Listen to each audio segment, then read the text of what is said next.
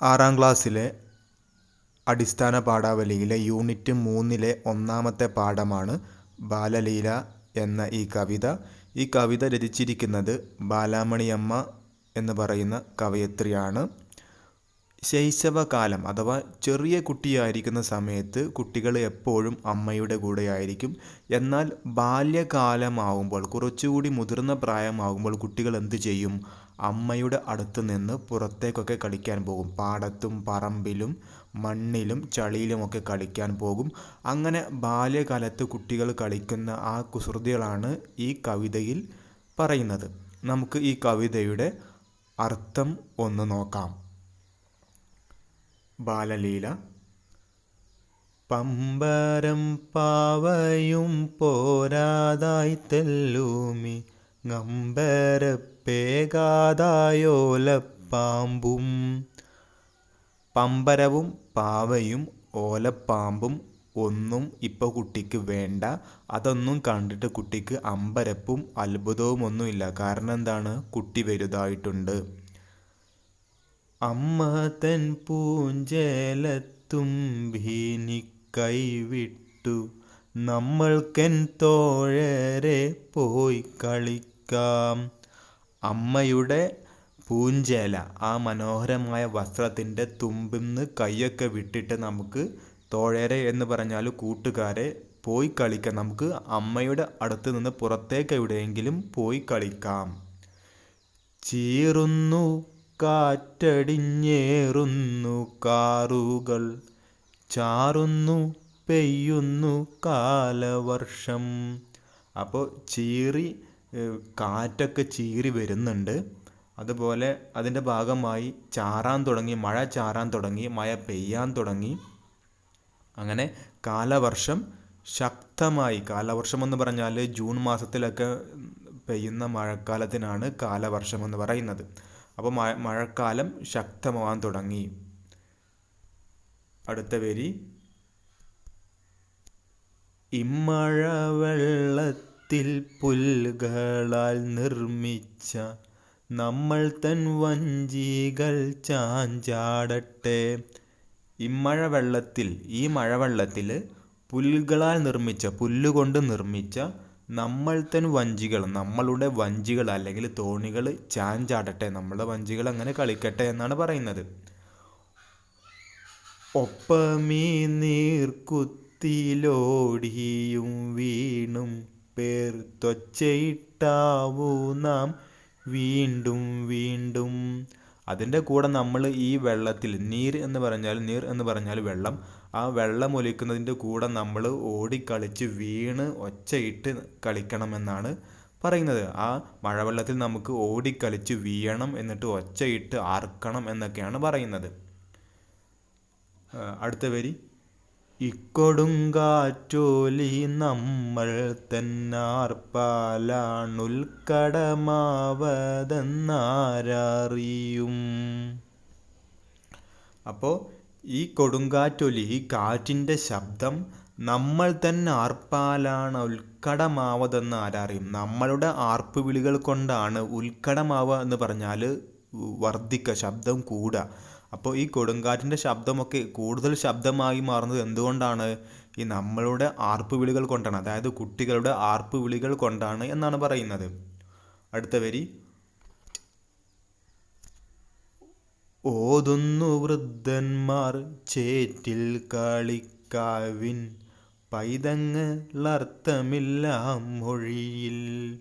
അപ്പോൾ പ്രായമായ ആളുകൾ, വൃദ്ധന്മാരൊക്കെ ചൊല്ലുന്നു, അതാ പറയുന്നു എന്നാണ് ഓതുന്നു എന്നതിൻ്റെ അർത്ഥം.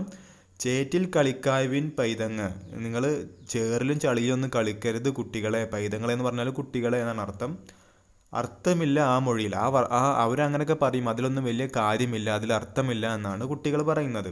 അപ്പോൾ വൃദ്ധന്മാർ കളിക്കരുതെന്നൊക്കെ പറയും, എന്നാലും നമ്മൾ കളിക്കണം, അതിലൊന്നും വലിയ അർത്ഥമില്ല എന്നാണ്. അമ്മൊഴി എന്ന് പറഞ്ഞാൽ ആ വാക്ക് എന്നാണ്, ആ വർത്തമാനം എന്നൊക്കെയാണ് അർത്ഥം. അടുത്ത വരി. ഇച്ഛയാ നമ്മൾക്കു കൂത്താടാനല്ലെങ്കിൽ ലിച്ചളിയുണ്ടായതെന്തിനാവോ. ഇച്ഛയാ നമ്മുടെ ഇഷ്ടപ്രകാരം നമ്മൾക്ക് കൂത്താടാനല്ലെങ്കിൽ നമുക്ക് കളിക്കാനല്ലെങ്കിൽ ഈ ചളി ഉണ്ടായതൊക്കെ എന്തിനാണ്, ഈ ചളി ഉണ്ടായത് എന്തിനാണ്, നമുക്ക് കളിക്കാൻ വേണ്ടിയിട്ടാണ് എന്നാണ് കുട്ടികൾ പറയുന്നത്. അടുത്ത വരി, നാമലർ ചാർത്തറുത്തന്യോന്യമർച്ചിപ്പു മാമരമേറുന്നു കൂസലന്യേ. നമ്മളെന്ത് ചെയ്യുന്നുണ്ട്, പൂക്കളുടെ കൂട്ടം, അതാണ് അലർച്ചാർത്ത്, മലർച്ചാർത്ത് എന്നൊക്കെ പറയുന്നത്. മലരെന്ന് പറഞ്ഞാൽ പൂവ്, അപ്പോൾ മലർച്ചാർത്ത് എന്ന് പറഞ്ഞാൽ പൂക്കളുടെ കൂട്ടമൊക്കെ പെറുക്കി ഉണ്ടാക്കിയിട്ട് അത് പരസ്പരം അർപ്പിക്കുന്നു, അങ്ങോട്ടും ഇങ്ങോട്ടും പൂക്കളുടെ കൂട്ടമൊക്കെ കൊടുക്കുന്നു, അത് കഴുത്തിൽ അണിഞ്ഞു കൊടുക്കുന്നു. അതുപോലെ മാമരമേറുന്നു, മരത്തിൽ കയറുന്നു, കൂസലന്യ, ഒരു കുഴപ്പമില്ലാതെ നമ്മൾ എന്ത് ചെയ്യുന്നുണ്ട്, പൂക്കൾ ഇറക്കുന്നു, പൂക്കൾ പരസ്പരം കൈമാറുന്നു, മരത്തിൽ കയറുന്നു. അങ്ങനെ മാമരം എന്ന് പറഞ്ഞാൽ വലിയ മരങ്ങളാണ്, വലിയ മരത്തിലൊക്കെ കുട്ടികൾ കയറി കളിക്കുന്നു എന്നാണ് പറയുന്നത്. അടുത്ത വരി, മാമ്പഴമെന്നോണം പുത്തിലഞ്ഞിക്കായും മാധുര്യമൊള്ളൊന്നേ നാം പറിച്ചാൽ. അപ്പോൾ മാമ്പഴം എന്നോണം, മാമ്പഴത്തിൻ്റെ പോലെ പുത്തിലഞ്ഞിക്കായ്, പുത്തിലഞ്ഞിക്കായ എന്ന് പറഞ്ഞാൽ കയ്പുള്ള ഒരു കായാണ്. അപ്പോൾ മാമ്പഴത്തിൻ്റെത് പോലെ പുത്തിലഞ്ഞിക്കായും മാധുര്യമുള്ളൊന്നേ നാം പറിച്ചാൽ. അപ്പോൾ ആ കയ്പുള്ള പുത്തിലഞ്ഞിക്കായും നമ്മൾ കൂട്ടുകാരെ ഒരുമിച്ച് പറിക്കുമ്പോൾ എന്താണ്, മാധുര്യമുള്ള ഒന്നാണ്, മധുരമുള്ള ഒന്നായി മാറുന്നു. അതായത് കയ്പുള്ള പുത്തിലഞ്ഞിക്കായും മാമ്പഴത്തിൻ്റെത് പോലെ മധുരമുള്ളതായി മാറുന്നു എപ്പോൾ, കൂട്ടുകാരോട് ഒരുമിച്ച് കളിക്കുമ്പോൾ. അപ്പോൾ ആ സന്തോഷം കൊണ്ടുള്ള ഒരു ഇതാണ് സൂചിപ്പിക്കുന്നത്. സന്തോഷം കൂടുമ്പോൾ, കൂട്ടുകാരോടൊപ്പമുള്ള സന്തോഷം കൂടുന്ന സമയത്ത് കയ്പുള്ള പുത്തിലഞ്ഞിക്കായ് തിന്നുന്നത് പോലും നമുക്ക് എന്തായി തോന്നുന്നു, രസകരമായി തോന്നുന്നു എന്നാണ് ഉദ്ദേശിച്ചത്. അത് മധുരമുണ്ട് എന്നല്ല ഉദ്ദേശിച്ചത്, അതൊരു രസകരമായ അനുഭവമാണ് എന്നാണ് ഇവിടെ ഉദ്ദേശിക്കുന്നത്. അപ്പോൾ ഇത്രയും കാര്യങ്ങളാണ് ഈ കവിതയിൽ ഇവിടെ പറയുന്നത്. ബാലാമണിയമ്മ എന്ന് പറയുന്ന കവയത്രിയാണ് ഇത് എഴുതിയിട്ടുള്ളത്. ഇനി നമുക്ക് ഇതിൻ്റെ ചോദ്യോത്തരങ്ങളിലേക്ക് നോക്കാം. ഒന്നാമത്തെ ചോദ്യം, കണ്ടെത്താം, പറയാം. അമ്മയുടെ സമീപത്ത് നിന്ന് ദൂരെ പോയി കളിക്കണമെന്ന് കുട്ടി ആഗ്രഹിക്കുന്നത് എപ്പോഴാണ്? ഞാൻ പറഞ്ഞു ശൈശവകാലം. ശൈശവകാലം എന്ന് പറഞ്ഞാൽ ചെറിയ കുട്ടിയായിരിക്കുന്ന കാലമാണ് ശൈശവകാലം. ഈ ശൈശവകാലത്ത് കുട്ടികൾ എപ്പോഴും അമ്മയുടെയും വീട്ടുകാരുടെയും കൂടെ മാത്രമായിരിക്കും. എപ്പോഴും അവരുടെ ശ്രദ്ധ അവർക്ക് ആവശ്യമാണ്. എന്നാൽ ഈ ശൈശവകാലം കഴിഞ്ഞാലുള്ള കാലമാണ് ബാല്യകാലം. ചെറിയ കുട്ടി നടക്കാനും കളിക്കാനും ഒക്കെ തുടങ്ങുന്ന കാലമാണ് ബാല്യകാലം. സ്കൂളിലൊക്കെ ചേർക്കുന്നതിന് മുമ്പുള്ള ഒരു കാലം, സ്കൂളിലൊക്കെ ചേർത്തിട്ടുള്ള ആ 1ാം ക്ലാസ്, അതുപോലെയുള്ള ഒരു 4 വയസ്സ് മുതൽ ഒരു 1, 2 ആ ക്ലാസ്സൊക്കെ ബാല്യകാലമാണ്. അപ്പോൾ ആ ബാല്യകാലത്തിലേക്ക് കുട്ടികൾ കടക്കുന്ന സമയത്ത് അപ്പോൾ അമ്മയുടെ കൂടെ നിന്നും വീട്ടുകാരുടെ അടുത്തു നിന്നൊക്കെ മാറി കൂട്ടുകാരോടൊപ്പം കളിക്കാൻ തുടങ്ങുന്നു. ബാല്യകാലമാവുമ്പോൾ സ്കൂളിലേക്ക് പോകാൻ തുടങ്ങുമ്പോൾ പിന്നെ എന്താവും, കൂട്ടുകാരോടൊപ്പം കളിക്കാൻ തുടങ്ങുന്നു. അപ്പോൾ കൂട്ടുകാരോടൊപ്പം പാടത്തും പറമ്പിലും ചളിയിലും ചേറിലും മഴയത്തും വെയിലത്തും ഒക്കെ കളിക്കാൻ തുടങ്ങുന്നു. അപ്പോൾ ആ ബാല്യകാലമാവുമ്പോഴാണ് കുട്ടികൾക്ക് അമ്മയുടെ അടുത്ത് നിന്ന് ദൂരെ പോയി കൂട്ടുകാരോടൊപ്പം കളിക്കണമെന്ന് തോന്നുന്നത്. ഇനി അടുത്ത ചോദ്യം, ഇലഞ്ഞിക്കായക്ക് മാമ്പഴത്തിൻ്റെ മാധുര്യം അനുഭവപ്പെടുന്നതിൻ്റെ കാരണം എന്തായിരിക്കാം? ഞാൻ പറഞ്ഞു ഇലഞ്ഞിക്കായ എന്ന് പറഞ്ഞാൽ കയ്പുള്ള ഒരു പഴമാണ്, എന്നാൽ അതിന് മാമ്പഴത്തിനുള്ള മധുരം അനുഭവപ്പെടുന്നു എന്ന് കുട്ടികൾ പറയുന്നുണ്ട്. അതെന്തുകൊണ്ടാണ്? അപ്പോൾ ഇവിടെ ഉദ്ദേശിക്കുന്നത് മാമ്പഴത്തിൻ്റെ പോലെയുള്ള മധുരമുള്ള രുചി അനുഭവപ്പെടുന്നു എന്നല്ല, മറിച്ച് കൂട്ടുകാരോടൊപ്പം സന്തോഷത്തോടെ കളിക്കുന്ന സമയത്ത് എന്ത് കയ്പുള്ള സാധനം കിട്ടിയാലും, പുത്തിരഞ്ഞിക്കായ് കിട്ടിയാലും, അല്ലെങ്കിൽ എന്ത് രസമില്ലാത്ത സാധനങ്ങൾ കിട്ടിയാലും അത് കൂട്ടുകാരോടൊപ്പം ആവുമ്പോൾ എന്താണ്, ഭയങ്കര രസമായി തോന്നുന്നു, ഭയങ്കര സന്തോഷമായി തോന്നുന്നു. അത് നല്ലൊരു അതിൻ്റെ കയ്പും ഒന്നൊരു വിഷയമല്ലാത്ത രീതിയിൽ എന്ത് പ്രശ്നങ്ങളായാലും അതൊക്കെ കൂട്ടുകാരുടെ ഇടയിലാകുമ്പോൾ നല്ല സന്തോഷമുള്ള കാര്യങ്ങളായി മാറുന്നു എന്നാണ് ഇവിടെ ഉദ്ദേശിക്കുന്നത്.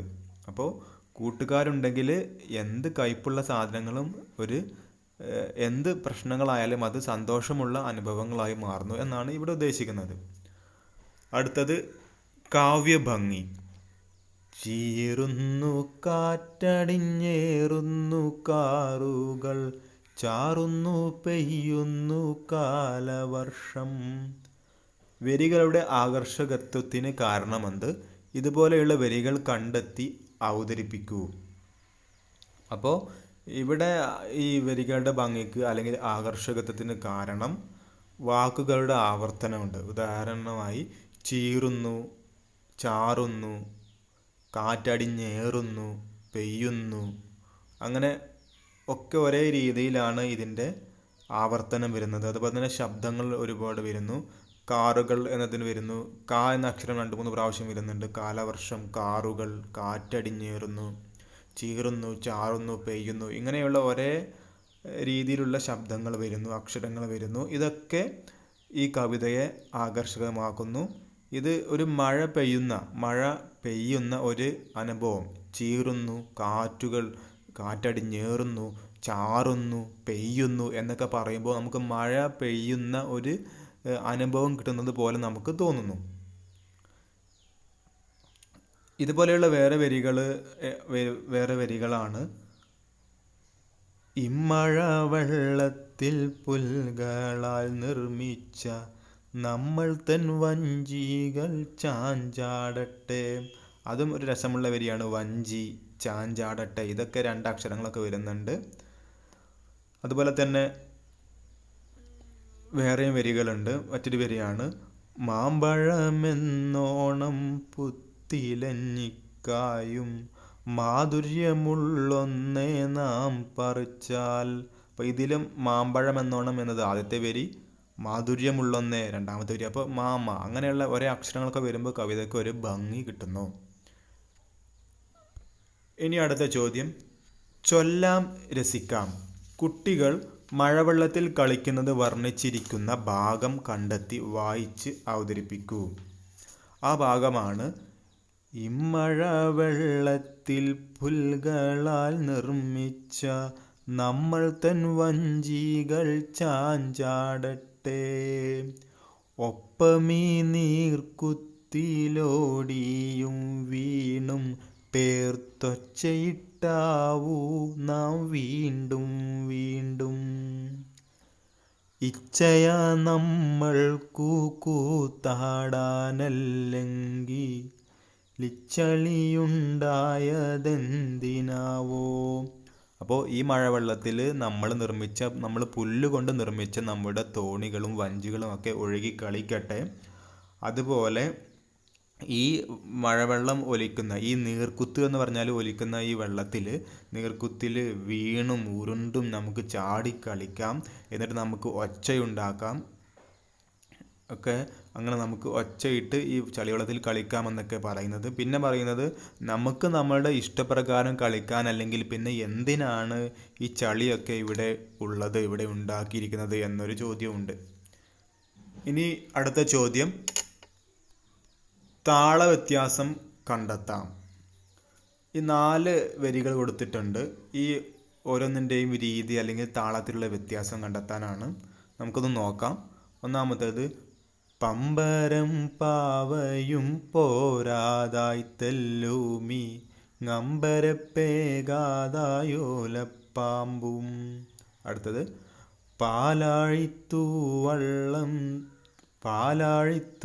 വെള്ളം തൂകുന്ന പോലെ നൽ പ്രാലേയം തൂകിത്തുടങ്ങി തെങ്ങും. അടുത്തത്, കൊല്ലുന്ന ചൂടിനാൽ മാമരം വേവുന്നു പുല്ലിൻ്റെ കാര്യമെന്തു ചൊൽവാൻ. അടുത്തത്, തോളത്തു കനം തൂങ്ങും വണ്ടി തെൻ തണ്ടും പേറി കാളകൾ മന്ദം മന്ദമിഴഞ്ഞു നീങ്ങിടുന്നു. തോളത്തു കനം തൂങ്ങും വണ്ടി തെൻ തണ്ടും പേറി കാളകൾ മന്ദം മന്ദമിഴഞ്ഞു നീങ്ങിടുന്നു. അപ്പോൾ ഇതിൽ താളവ്യത്യാസം ആദ്യത്തെ 3 വരികളും ഒരേ താളമാണ്. എന്നാൽ അവസാനം ഞാൻ ചൊല്ലിയത് വേറൊരു താളമാണ്. അപ്പോൾ ആദ്യത്തെ 3 വരികൾക്കും ഒരേ താളമുള്ളതാണ്. ആ താളത്തിന് മലയാളത്തിൽ പിന്നെ കൃഷ്ണഗാഥ എന്ന് പറയുന്ന കൃഷ്ണഗാഥയുടെ ഈണമാണ് ഈ 3 വരികൾക്കും. അത് നമ്മളിപ്പോൾ ചൊല്ലിയ ബാലലീല എന്ന് പറയുന്ന കവിതയ്ക്കും കൃഷ്ണഗാഥ എന്ന് പറയുന്ന കവിതയ്ക്കുമുള്ള ഒരു ഈണമാണ്. ആ അവസാനത്തേത് വേറെ ഒരു ഈണമാണ്. ഇനി അടുത്ത ചോദ്യം, വിശകലനം ചെയ്യുക.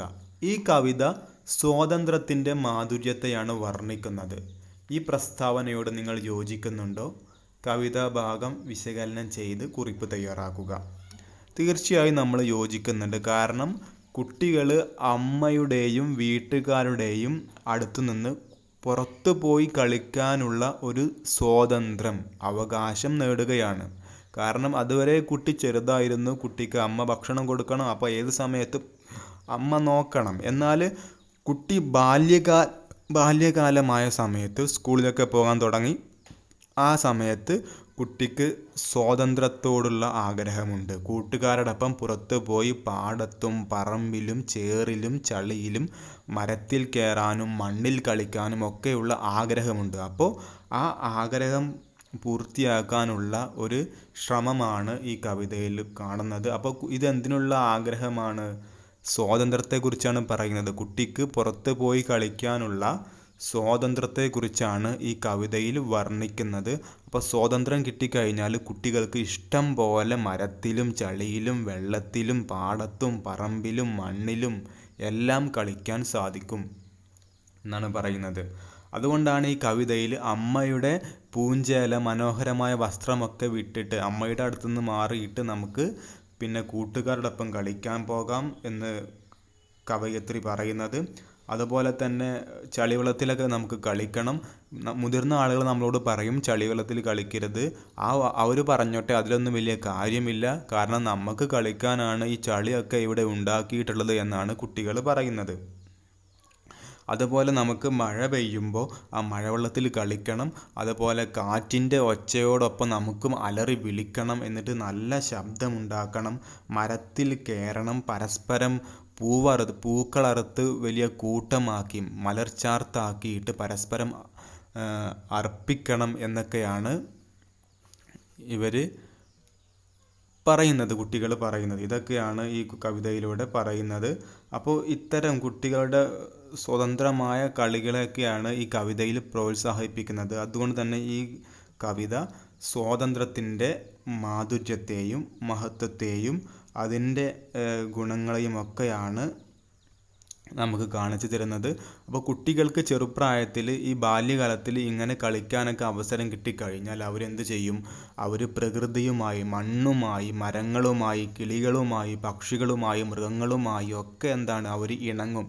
അവർക്ക് പ്രകൃതിയിലെ എല്ലാ കാര്യങ്ങളും, നമ്മുടെ ചുറ്റുപാടുള്ള എല്ലാ കാര്യങ്ങളും, നമ്മുടെ മണ്ണിനെക്കുറിച്ചും മരങ്ങളെക്കുറിച്ചും ചെടികളുടെ പേര്, പഴങ്ങളുടെ പേര്, കിളികളുടെ പേര്, അതുപോലെ പല സാധനങ്ങളുടെയും പേര്, ഇതൊക്കെ കൂട്ടുകാരുടെ ഒപ്പം കളിക്കുമ്പോൾ കിട്ടും. അതുപോലെ മരം കയറാനുള്ള കഴിവ് കിട്ടുന്നു. അതുപോലെ തോണി ഉണ്ടാക്കാനുള്ള കഴിവ് കിട്ടുന്നു. അങ്ങനെ പല കാര്യങ്ങൾ ചെയ്യാനും പലതും അറിയാനും ഒക്കെയുള്ള അവസരം എപ്പോഴാണ് കുട്ടികൾക്ക് കിട്ടുന്നത്? അവരുടെ കൂട്ടുകാരുടെ കൂടെ പോയി കളിക്കുമ്പോൾ ആണ് കിട്ടുന്നത്. അപ്പോൾ സ്വാതന്ത്ര്യമുണ്ടെങ്കിൽ മാത്രമേ നമുക്ക് ഒരുപാട് അറിവുകൾ ശേഖരിക്കാനും നമുക്ക് മനസ്സിന് സന്തോഷമുണ്ടാക്കാനും ഒക്കെ കഴിയൂ എന്നാണ് ഈ കവിതയിൽ ഉദ്ദേശിക്കുന്നത്. അപ്പോൾ ഇതൊക്കെ ഉൾപ്പെടുത്തിയിട്ടാണ് നിങ്ങൾ കുറിപ്പ് തയ്യാറാക്കേണ്ടത്. അപ്പോൾ ഇത്രയും കാര്യങ്ങളാണ് ഈ കവിതയിൽ പറയുന്നത്. അപ്പോൾ കുട്ടികൾ ഇവിടെ കളിക്കുന്ന ചിത്രം കാണുന്നുണ്ട്. മഴ പെയ്യുന്നു, പെൺകുട്ടികൾ ആൺകുട്ടികളൊക്കെ തോണി ഉണ്ടാക്കിയിട്ട് ഇവിടെ കളിക്കുന്നു. മഴയത്ത് കളിക്കുന്ന ചിത്രവും ഇവിടെ കാണുന്നുണ്ട്. അപ്പോൾ നിങ്ങൾക്ക് ക്ലാസ് ഇഷ്ടപ്പെട്ടാൽ നിങ്ങൾ ലൈക്ക് ചെയ്യുക, നിങ്ങളുടെ കൂട്ടുകാർക്ക് ഷെയർ ചെയ്യുക, നിങ്ങളുടെ അഭിപ്രായങ്ങളും നിർദ്ദേശങ്ങളും കമൻറ്റ് ചെയ്യുക.